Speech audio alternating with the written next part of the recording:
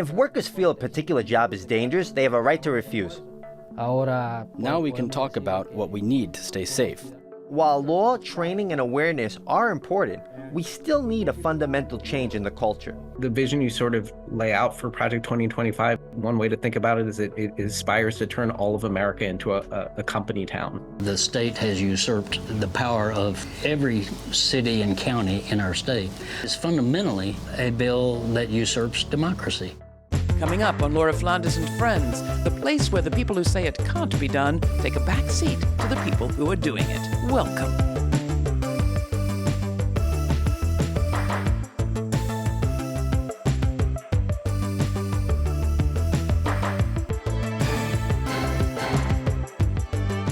What risks do working people face this Labor Day? Aside from anxiety about the future, workers face real threats ranging from the physical to the political at the city, state, and national level.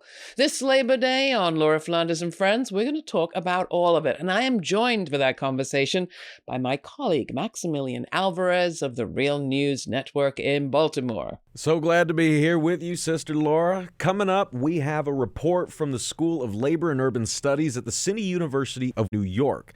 We're also going to highlight an on-the-ground documentary just released from my colleague Marc Steiner here at The Real News.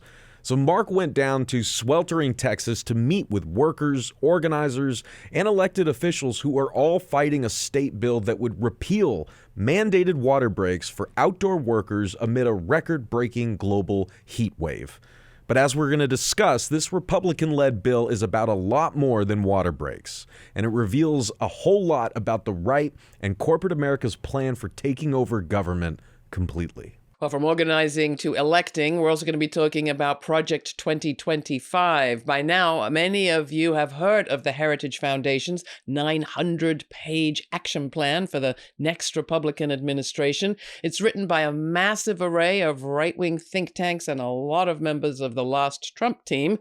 A little later, James Goodwin, policy director at the Center for Progressive Reform, will tell us exactly what Project 2025 has in store for workers and what the implications are for all of us. We'll come right back to James in just a bit, but first let's start with that report from the School of Labor and Urban Studies at CUNY. There's a lot of grim news out there, but as you know, here at Laura Flanders and Friends, we like to celebrate victories when we can, and the independent media allies who cover them. This story from our colleague Amir Kafaji of Documented allows us to do both of those things. For a couple of years now, Amir has been covering the fate of people, especially immigrants, working in construction in New York City. Deaths have been going up, and so has the amount of organizing. And this spring, Amir made this report for SLU, the School of Labor and Urban Studies at the City University of New York, about a victory of sorts. We have breaking news. A wall collapses in Lower Manhattan, killing a construction worker. 3 others are injured. 19-year-old construction worker is dead after apparently being run over by a lift. And breaking right now at 4, a deadly accident inside a Brooklyn building. The first floor that's under construction collapsed, killing a worker.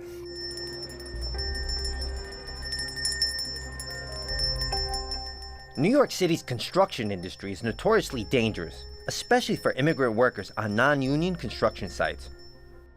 In New York State, Latino workers are more likely to die on the job than other non-Latino workers. And those who are Latino and immigrants are more likely to be exploited. In 2022, according to the New York Committee for Occupational Safety and Health, 24 construction workers died on the job, for reasons including inadequate safety training, lax enforcement of safety regulations, and the prioritization of profits over worker well-being by some construction companies. Wilson Diaz, who came to New York from Guatemala, has worked in construction here for 4 years. I remember that one time we were working in a basement, but in that basement there had been some demolition done, and the other workers had made holes for the pipes. And on that particular occasion, the manager was there, and it was dark, completely dark. And we were all working in that place, and I was walking, and suddenly my left foot fell into a hole. And The manager noticed, but he didn't say anything, and I was left with an injury in that knee, which I still have to this day. The workers were also routinely without safety equipment required by law. They would make us work in the scaffold area without any personal protective equipment. We didn't even have a harness. Part of the problem is the rampant use of labor brokers who hire workers and outsource them to non-union work sites. After a worker for one of these brokers fell to his death in 2021, Wilson and a group of fellow demolition workers, mostly indigenous Guatemalans, started organizing to demand that their employer, Best Super Cleaning, increase their wages and provide a safer workplace. Best Super Cleaning did not respond to multiple requests for comment on this story. Despite a 2022 amendment to the New York Health and Essential Rights Act giving all workers the right to form a workplace safety committee and requiring employers to recognize those committees or face fines, Best Super Cleaning refused to respond to their workers' demands. In response, Wilson and his colleagues launched a public campaign. It took more than a year, but finally, with the assistance of the Laundry Workers Center and progressive Jewish groups such as Jews for Racial and Economic Justice. In January 2024, Best Super Cleaning finally agreed not only to recognize the Workers' Workplace Safety Committee, but also to provide the proper tools and safety equipment the work required. Now the Best Super Cleaning workers hold regular meetings to air their concerns. And if workers feel a particular job is dangerous, they have a right to refuse. Now we can talk about what we need to stay safe. We're not putting ourselves at risk anymore. We can talk about these issues if we're in danger, if we're putting our lives or security in danger. Not just me, but my fellow workers as well. The struggle's not over. Back at the memorial marking Fallen Worker Day, Lowell Barton, Vice President and Organizing Director of Laborers Local 1010, says that while law, training, and awareness are important, we still need a fundamental change in the culture. I think more concern got to be happening on every job site about the concern and safety of every single worker. Until that's a priority with making money, worker safety, it's never going to change. When worker safety becomes more important than making money on a job, then it will change. Organizing can be difficult. Still, the struggle's worth it, says Wilson. I want to say to people who perhaps at some point have felt afraid or are afraid of losing their job, well, go ahead and lose it. Because we know very well that we have rights and that we can pressure the company and make sure our opinions in the workplace are heard. The workers highlighted in this report remind us of one of the most essential labor lessons. You do not need to be in a union to act like one. Even in the most exploitative industries with the most dangerous working conditions, when workers know their rights and band together to exercise them, they can accomplish incredible things and they can drastically improve their lives. Workers in Texas are up against a particular kind of threat, and not just workers, but all sorts of people who banded together, as you said, Max, to pass legislation, common sense legislation to protect people. You sent one of your reporters, Marc Steiner, there at The Real News, to Austin to find out more. Tell us about that piece. Well, Laura, as you know, one of the areas that we cover intensely at The Real News is labor and the lives and struggles of working people. So stories like the one that we just watched from CUNY. And that's what originally led Marc to Texas, because he was there to investigate a story where the headline was basically Texas Republican Governor Greg Abbott signs bill eliminating mandated water breaks for outdoor workers amid deadly heat wave.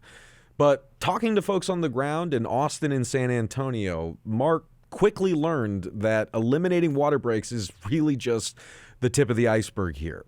The reality of what opponents call the Death Star bill in Texas is much more sinister, as you guys will see in this clip.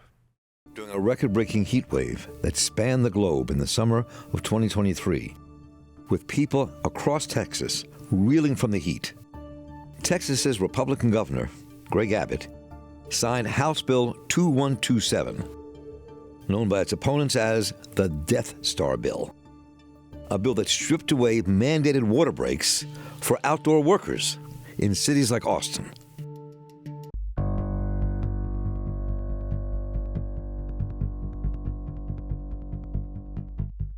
The House Bill 2127, or what we call the Death Star bill, is a sweeping piece of preemption that passed during the regular legislative session that ended in May.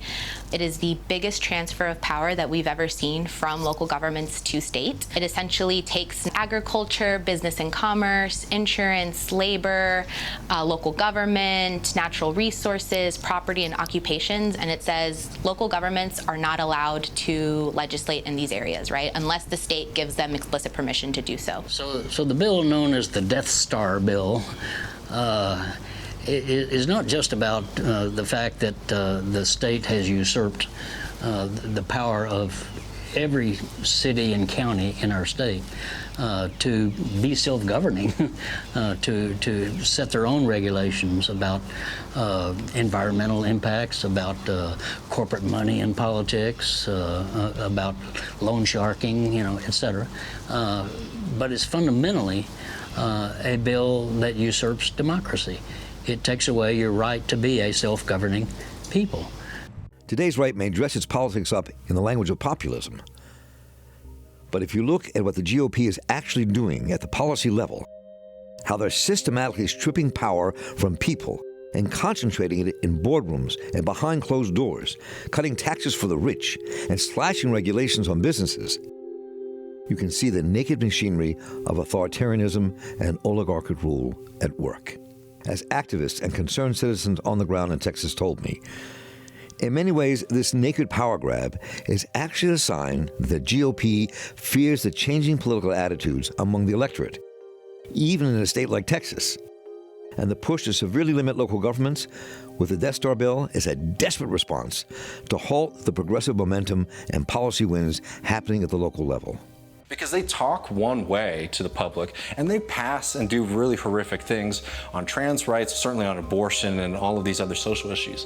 But if you look at the vast majority of what the Republican Party is doing right now, it is just big pro-business politics. It's deregulation of everything, labor, environmental standards, all kinds of things that are friendlier to business so that they can operate at the cheapest possible point at the expense of the workers and the locals, people who live in these communities, the environment, all of these things. Well, you can watch Marc's full documentary from Texas at the Real News Network website. We'll make that link available, and see an in-studio discussion of Amir's piece on CityWorks, which is the monthly report from the School of Labor and Urban Studies at CUNY. Both of those will be at our website for those who are curious. Max, coming back to the national picture and the threats we are all thinking about related to this fall's elections, there's much more to talk about. Indeed. And to help us talk about it, I'd like to bring in our incredible guest, James Goodwin. Now, James, if Project 2025 was implemented today, what would that mean for unions and union workers, especially in the public sector? It has no room for unions. More explicitly, it talks about increasing oversight of unions, regulating them more stringently, even as we deregulate employers. So, I mean, like I said, there's kind of that traditional mix of old conservative labor policy, like hostility towards labor unions, but there's this new sort of thread to it of this theory of sort of the Christian view of the family, and unions do not figure into that vision.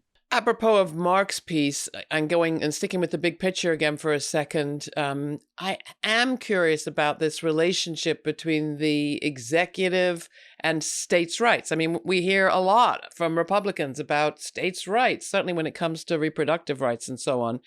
Yet, everything you're saying is about concentrating power in the executive. So where does Project 2025 stand?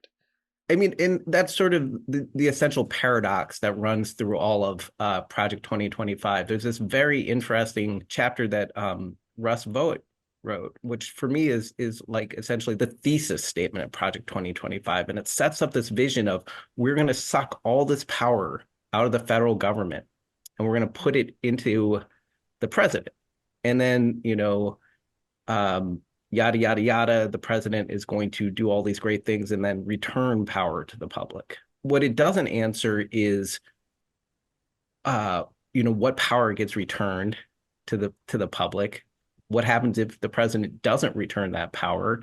And who gets it, right? Essentially, this is, in theory, the power that's being returned is this new sort of social hierarchy, this new Christian nationalist vision of social hierarchy within the United States.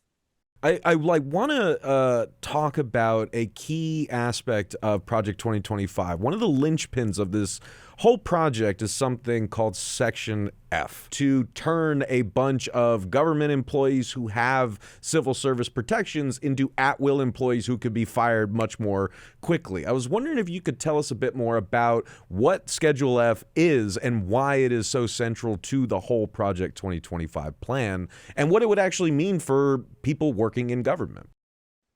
Yeah, so what makes the foundation of our administrative state is the people, professional, apolitical experts. This is something we started building in this country in the late 1800s to replace what was known at the time as a spoils system. These jobs were essentially done by friends of the president or people in political power, and that was just a breeding ground for corruption and incompetence. This is what Schedule F would do, is it would return us to this system. And so under this proposal, we would take all these experts, these tens of thousands of scientists, engineers, attorneys, what have you. We'd fire them. Who are they getting replaced with? It's somebody whose only real skill is unquestioned loyalty to the president. I want to ask about the National Labor Relations Board here. The NLRB is the independent government agency that oversees labor law in this country, and it has been attacked and underfunded for years. So, James, I wanted to ask you, what are Project 2025's plans for the NLRB specifically? And what should people expect Trump's approach to the NLRB to be if he becomes president again, even if he doesn't just, implement the Project 2025 plan to the letter? One of the most important things that Project 2025 calls for independent agencies like NLRB is structural. So we have this universe of agencies that are run by officials that the president can't get rid of very easily. They have to be fired for cause. And one of the things Project 2025 wants to do is end all independent agencies, including the NLRB, in order to increase presidential control over these agencies. So it's another fascinating paradox that the very administration or the very, type of folks, Republicans, who say that they are against this administrative state, sound to me from what you're saying as if they're actually super good at figuring out how we could weaponize that state. I just have to ask you, James, you've been researching this stuff for a year now. This thing came out in September of 2023. It is authored by a huge array of all the rights think tanks on every single area of concern. To me, that frightened the heck out of me, that all of these folks had been brought together and agreed to participate in a single document. We do have the Republican candidate for the presidency saying, oh, no, this has nothing to do with me. I'm, nothing to do with Project 2025. He spent a lot of the summer saying that.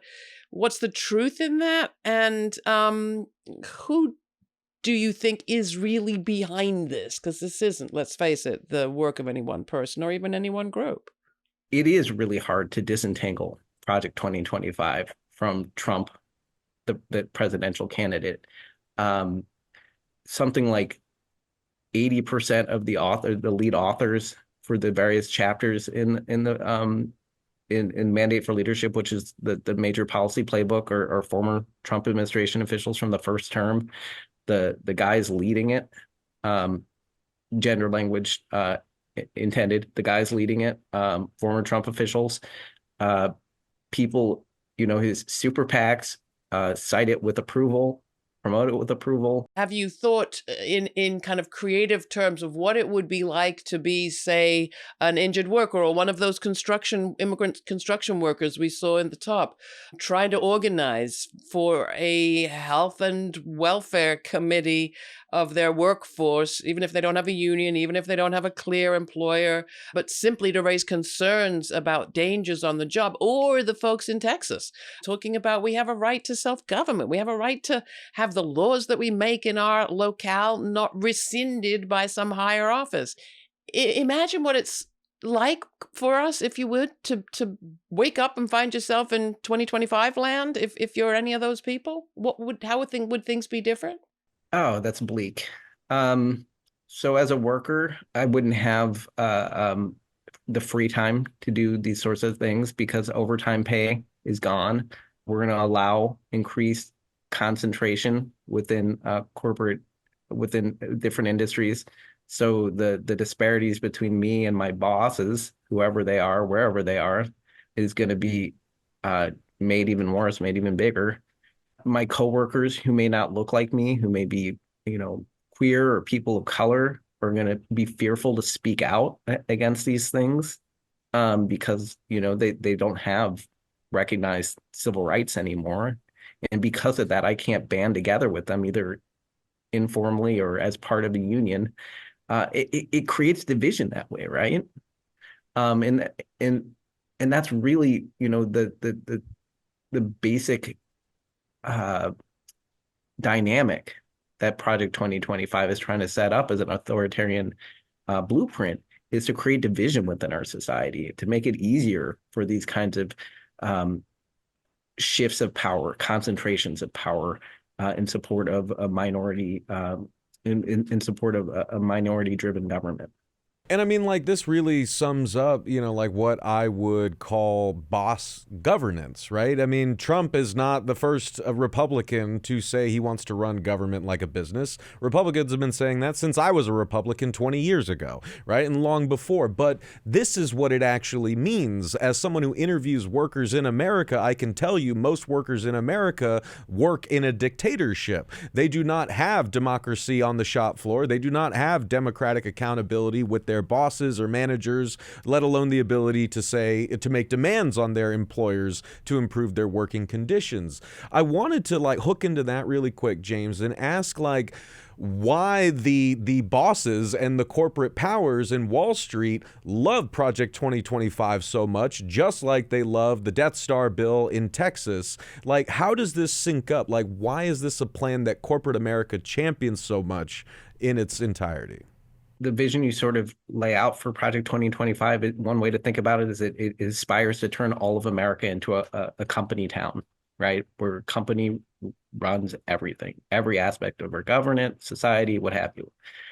To be honest, if you were to take corporate America into probably a quiet room and buy them a few drinks, I don't know. I think they would probably be a little conflicted about Project 2025. I think, there's much of it, like the old stuff, small government, tax cuts, these sorts of things, totally on board with. I don't know how comfortable they are with the authoritarian aspects, because look at Target, right? You celebrate Pride Month a little too much under a second Trump term, he's going to turn the Department of Justice on you or the FBI. That's, if I'm CEO of Target, I don't like that.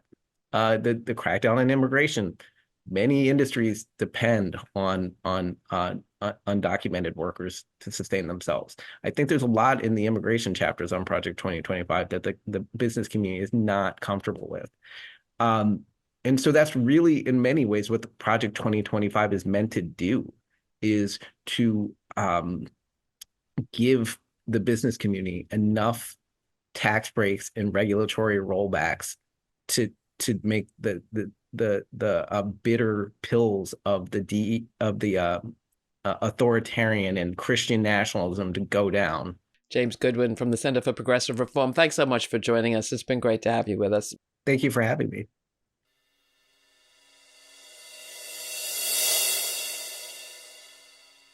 I learned many important things from the late great union organizer and author Jane McAlevey, who passed away from cancer way too young this summer. Jane taught that workers, for example, were whole people, not just numbers on a balance sheet for a boss or names on a union registration card. Workers, she said, were whole people with full lives and points of view, and that was important to know all of that about them as you think about organizing them for power. It's a lesson that the Heritage Foundation seems to have learned as well. In the context of Project 2025, it's important to note that there are 4 pillars to that program, only the first of which is that 900-page document that so many refer to and a few have read. Pillar 2 of the program is a recruitment project to recruit some 20,000 names for a database of personnel, well-intentioned, well-suited personnel, for the next administration to draw on to fill out government jobs. Pillar number 3 is an online training program for those recruits. And pillar number 4 is a 180-day action plan that teaches those recruits how to rewrite the rules of their administration to implement the goals of the project in the first 180 days of the next administration. People is power, and people power is how you make change. Heritage learnt the lesson. Let's hope other people did. You're my people. Till the next time, stay kind, stay curious, and thanks for joining me. For Laura Flanders and friends, I'm Laura. For more on this episode and other forward-thinking content, subscribe to our free newsletter for updates, my commentaries, and our full uncut conversations. We also have a podcast. It's all at lauraflanders.org.